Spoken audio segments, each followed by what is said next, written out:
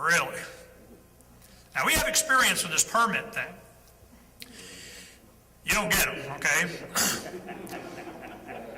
So we're trying to explain this to them. Well, we, have a meeting. I know this is going to we had done this Obama thing when he comes and the gun deal, and we know now that it's legal to carry a firearm concealed or open. I've been carrying one the whole summit. You're all safe.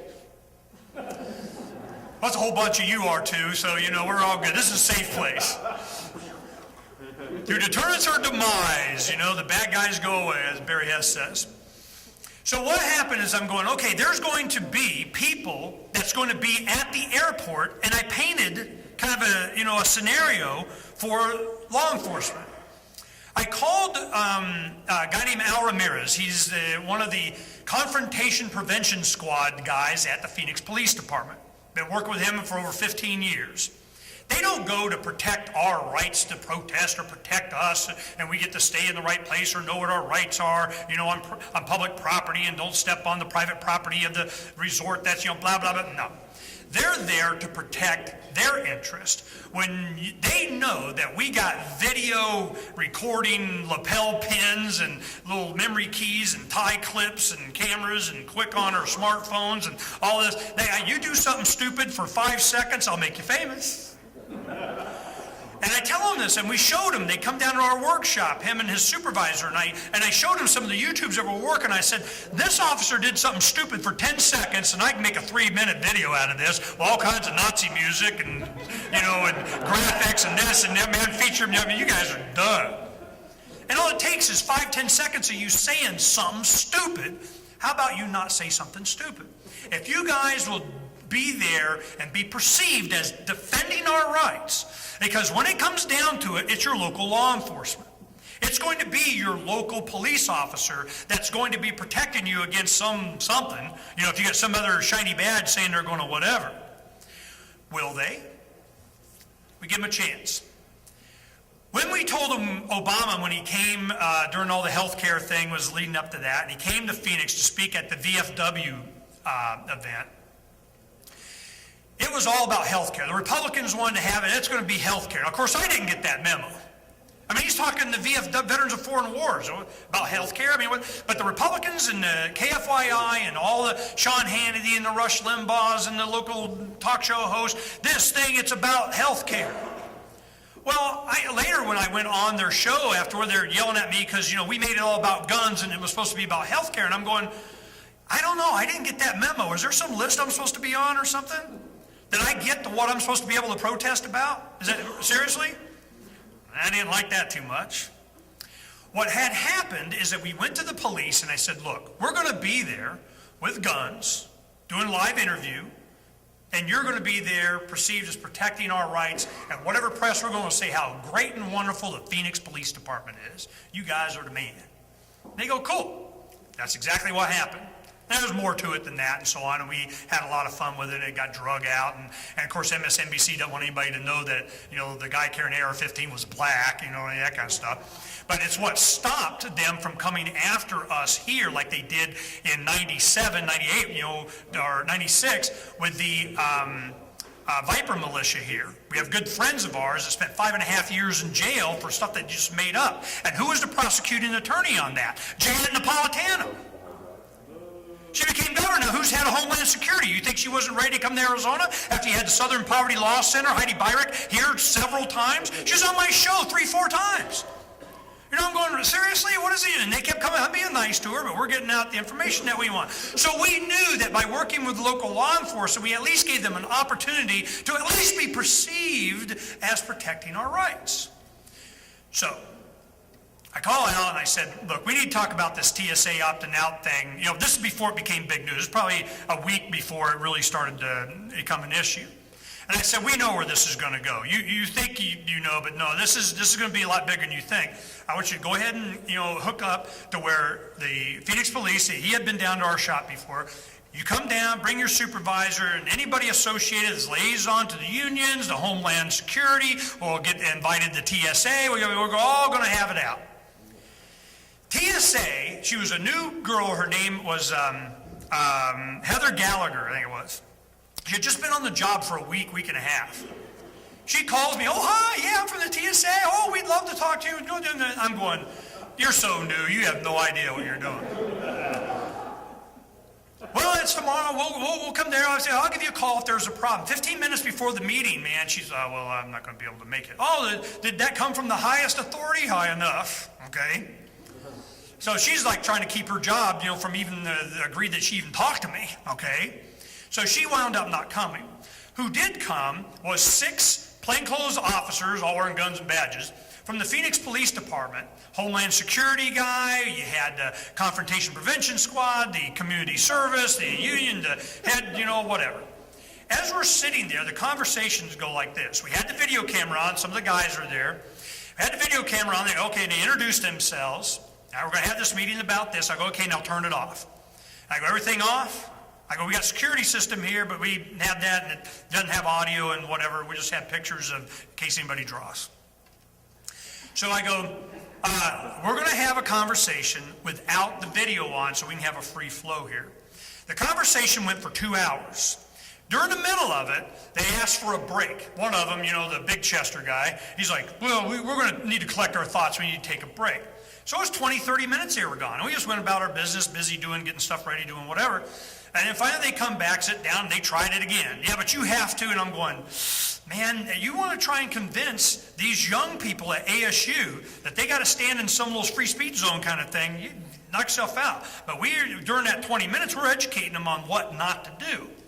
Well, of course, they wanted to be reasonable and not cause, disruption or scare people. While at the same time, Dr. Ron Paul is going, yes, I want civil disobedience. Yes, I want it clogged up. Yes, go get them. Then he came, there's a thing called Liberty on the Rocks. It was at the Phoenician. He came here for a fundraiser. He spoke at ASU, thousands of kids out there, woohoo. While he's there at the Phoenician, we do a video interview with him where Drew's videotaping, and I go up and I said, so, we're doing this TSA thing, man. What do you want? Oh, yeah, go get him, go get him, go get him.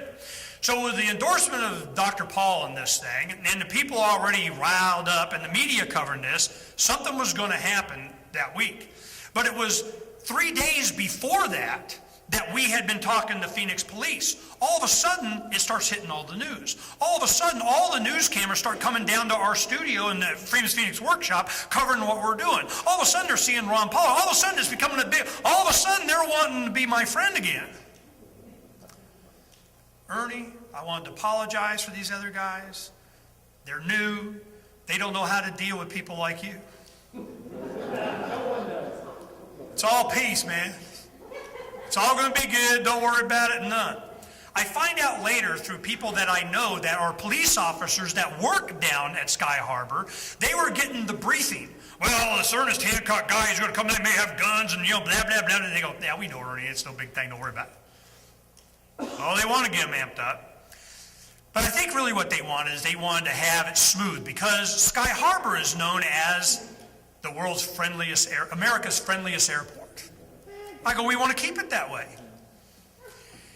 They kept focusing on, Ernie, we want you need to focus your efforts on the TSA. And I go, of course, well, TSA, but that's not what this is about. You keep thinking this is about the TSA. For me, it's about me being able to complain about the TSA. Do I have the right to dissent? Do I have the right to bitch? Do I have the right to complain? That's what this is all about. And who's going to be the person that's going to deny me that? Are you going to be here protecting my right? Heck, I got a black man with AR-15, man. You're doing that, but I can't pass out something at the airport? Come on. So, and the whole time, there's a picture of Chris there right on the podium thing that we have there from the new movie Red Dawn that's coming out. They have wanted posters and doing a remake of that. And they have a bunch of, somebody put our pictures on it, and there's Chris right there, and a wanted poster in Chinese, right? So we're just going, so he's definitely top of mind.